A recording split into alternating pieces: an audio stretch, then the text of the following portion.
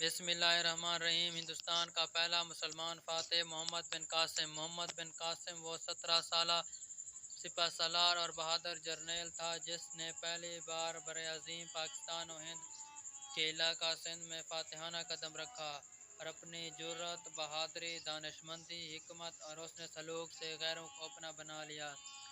इस ज़माने में अरब ताजर खलीज, फारिस और बहीरा अरब के रास्ते दूर दूर तक माल तिजारत ले जाते थे।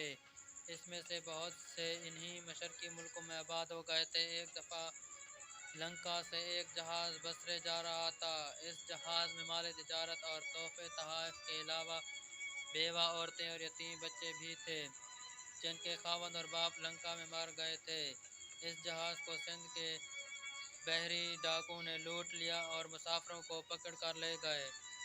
जब ये खबर खलीफा वलीद बिन अब्दुल मलिक के गवर्नर हिजाज बिन यूसुफ को मिली तो इसने सिंध के राजा दैर को ख़त लिखा कि डाकुओं को सज़ा दो, कैदियों को छुड़ा कर यहाँ भेज दो और इनका माल असबाब भी वापस कर दो। तो राजा दैर ने जवाब दिया कि मैं डाकुओं का कोई इंतज़ाम नहीं कर सकता। इस पर हिजाज बिन यूसुफ ने खलीफा से इजाज़त लेकर सिंध पर हमला करने का मंसूबा बनाया।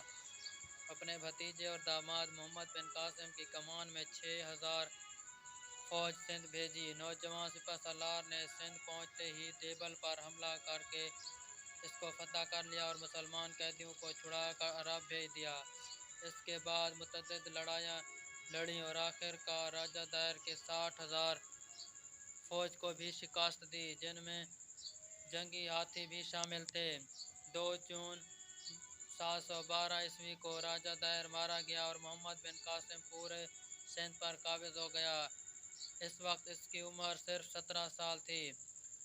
फतह सिंध के बाद मोहम्मद बिन कासिम ने मुल्क का इंतज़ाम इस खूबी से चलाया कि इसका हुस्न सलूक देखकर बहुत से हिंदू मुसलमान हो गए और बहुत से हिंदू सिपाही इसकी फ़ौज में शामिल हो गए और फ़ौज की रहनुमाई का काम अक्सर हिंदुओं के सपुर्द था।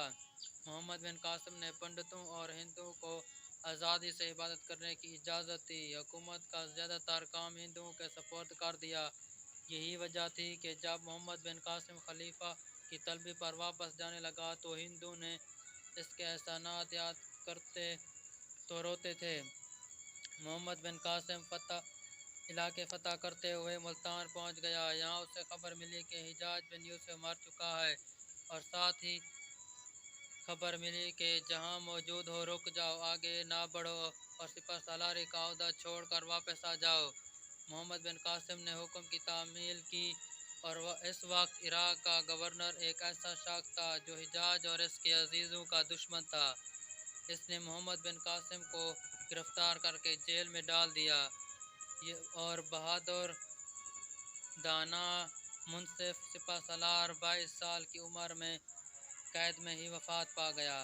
अगर वीडियो अच्छी लगे तो लाइक कर दो और चैनल को सब्सक्राइब कर दो। शुक्रिया।